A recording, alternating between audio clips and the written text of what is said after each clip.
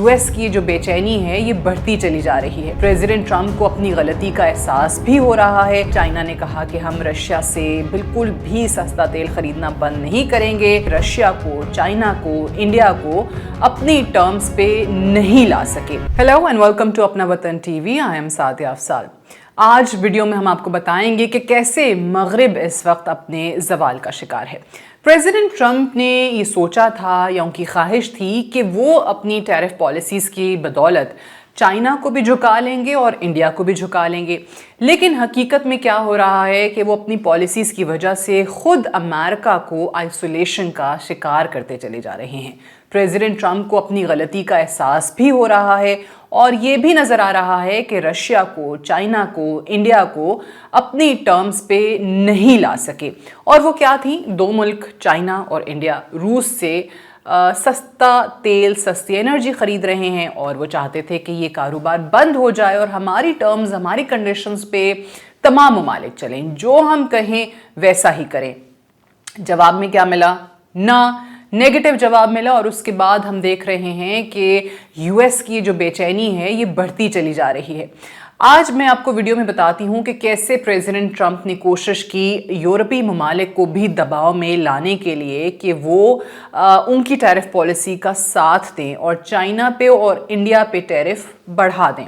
अच्छा जी, कहानी क्या है? फाइनेंशियल टाइम्स ने ये रिपोर्ट किया है कि जो पिछले दिनों प्रेसिडेंट ट्रंप की यूरोपीय ममालिक के सरबराहान से एक तवील बैठक हुई थी, उसमें ये बात ज़ेरे बहस आई थी। क्या?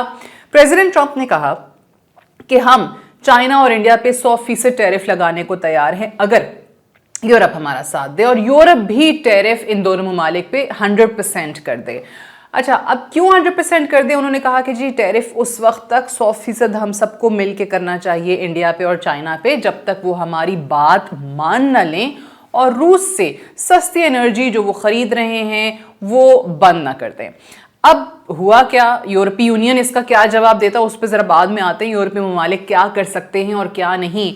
लेकिन जो प्रेसिडेंट ट्रंप की धमकी थी, वार्निंग थी, उसका जवाब उनको मिल गया। चाइना ने कहा कि हम रशिया से बिल्कुल भी सस्ता तेल खरीदना बंद नहीं करेंगे।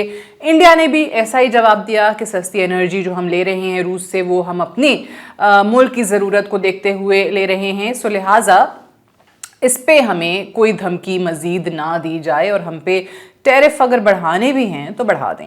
अच्छा, इसमें अब कोई शक नहीं है कि यूएस के ये जो टैरिफ बढ़ते हैं और अब जो बढ़ चुके हैं ऑलरेडी, उससे इन ममालिक की इकॉनमीज़ को नुकसान होगा, बहुत नुकसान होगा। लेकिन उसके बावजूद भी वो प्रेसिडेंट ट्रंप की जो कंडीशंस हैं उनको मानने को तैयार नहीं है। अच्छा, अब चाइना और इंडिया के इनकार के बाद वाशिंगटन ने अपनी तारीख में ये पहली बार देखा है कि इस तरीके से कोई जवाब दे रहा है और इस तरीके से कोई इनकार कर रहा है। अब उनके पास ऑप्शंस क्या हैं? एक तो मैंने आपको बताया कि वो यूरोपीय यूनियन पे ये दबाव डाल रहे हैं, उनसे मुतालबा कर रहे हैं कि वो उनका साथ दें।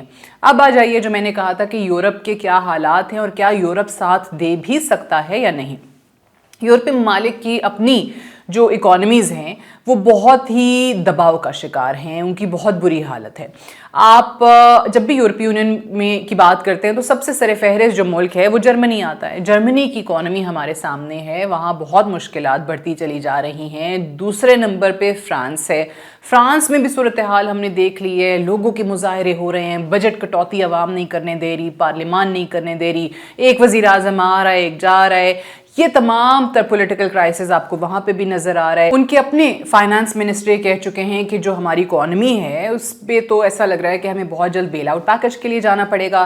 फिर तीसरे नंबर पे आप आ जाइए बरतानिया, जिसकी ऑलरेडी आईएमएफ के हवाले से बहुत ज़्यादा स्पेकुलेशंस हैं, बहुत ज़्यादा ख़बरें हैं और ऐसा लगता है कि बहुत जल्द आप बरतानिया को एक बार फिर से आईएमएफ के दर पे जाते हुए देखेंगे।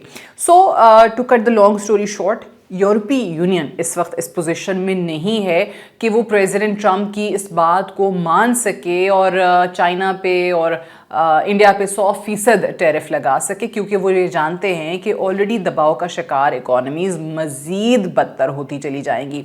प्रेसिडेंट ट्रंप ये भूल जाते हैं कि दुनिया यूनिपोलर नहीं बल्कि मल्टीपोलर हो चुकी है और उसमें ये बड़ा मुश्किल है किसी भी एक मुल्क को आप उसकी आर्म ट्विस्टिंग करके अपनी टर्म्स पे लेकर आएँ।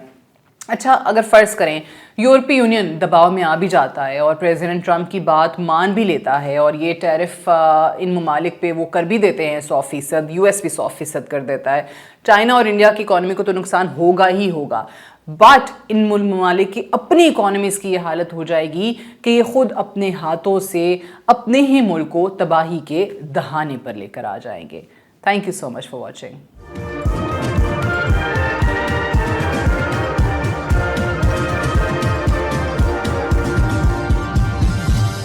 You are watching Apna Watan.